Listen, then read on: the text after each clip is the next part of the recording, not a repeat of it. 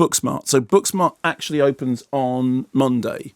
So but I'm doing it now. Let's not leave it till then. No, let's not. So Olivia Wilde's feature directorial debut, which has been widely described as super bad for girls, although I have to say that I think that phrase doesn't do it justice at all. So Caitlin Dever and Beanie Feldstein are Amy and Molly. They are straight A high schoolers who have basically avoided fun in order to focus solely on getting good grades, because what they want to do, future's so bright, they've got to wear shades, because what they want to do is to go to good colleges. So they've been very studious, and even the principal at school thinks that they're pushing it in terms of their studiousness. But the reason is because they want to go to good colleges and they want to have successful lives, and they've got great plans for themselves. And then it turns out, as they get toward the end of term, they suddenly realise that other people are also going to the good colleges who have managed to have a good time while they were at school. And it's like, how did we miss this? How did we not realise that it wasn't just that we were focusing on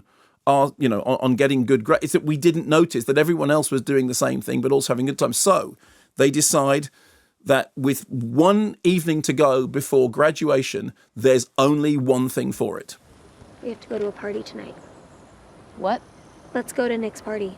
Are you kidding? No way. Amy, we only have one night left to have studied and partied in high school. Otherwise, we're just gonna be the girls that missed out. We haven't done anything. We haven't broken any rules. Okay, we've broken a lot of rules. One, we have fake IDs. Fake college IDs so we can get into their 24-hour library. Name one person whose life was so much better because they broke a couple of rules. Picasso. He broke art rules. Name a person who broke a real rule. Rosa Parks. Name another Susan B. Anthony. God damn it. See, I think that's really funny. Anyway, so they decide that what they've got to do is they have to go to a party. They have to and there is a big party that's happening that they then are going to have trouble finding. So it's like an evening on. So it's sort of like, there's an into the night structure to it to some extent. And on the surface, that makes you think, okay, well, it's kind of, American Graffiti in that nostalgia thing, but Revenge of the Nerds with something which is behind it. And as I said, it's been talked of as super bad for girls. So I think actually it's much closer to, a sort of teenage version of Bridesmaids, in as much as what it's actually about is it's about enduring friendships, and it's about the power of friendships and the way in which, your best friends mean something to you as you go through a period of change in your life, whether it's going from being single to being married, or whether it's going from college to from high school to college.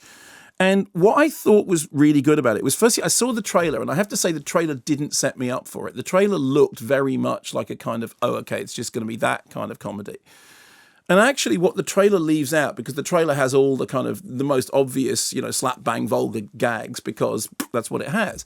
But what makes this really enjoyable is that it's got something much more substantial at its centre, that it is disarmingly tender, and it is refreshingly original, and it's not just rehashing or taking old tropes and motifs that you've seen before and just giving them a gender switch. What it's doing is, it is, as I said, very much like a kind of teenage counterpart to Bridesmaids, because what it's about is it's about that bond of friendship. And it's interesting that, like mid-90s, which I think was very underrated, we talked about, didn't even sort of make the top 10, and of course was Feldstein's older brother Jonah Hill. It understands the difficulties and the hardships and the universal sort of traumas of childhood, and it has all those things in it. But then it also has the keep the belly laughs coming, slap bang humour, some of which is gross out, some of which is racy, some of which is is tender. And firstly, I laughed pretty much all the way through. I thought it was genuinely funny. Secondly, there is a kind of whip smartness in the way that the screenwriting and the direction balances those elements. Thirdly, great central performances. I did believe that those were two people who have grown up together and who have absolutely got each other's back, but are also realising that their future is, it is American Graffiti. There is that American Graffiti thing about it's the one last night before everything will change and we go sort of separate ways. And also, it's very, it's got very even-handed, and it changes, it breaks a lot of stereotypes. It's very LGBT friendly. It is something which is, it doesn't make the obvious gags that these kind of movies do about the characters that are in the ensemble cast. In fact, it's very, very even-handed in treating everyone with equal affection. And I think that's one of the things I really like about it, is that it's not judgmental about anyone. It's not a film which has baddies and goodies and cliques and, people that you like, people you don't. It just seems to treat everyone with the same sense of sort of polymorphous affection, which is they're all kids growing up, going through different things. And actually, you scratch the surface, and any one of them have got their own, their own joys and their own fears and their own successes.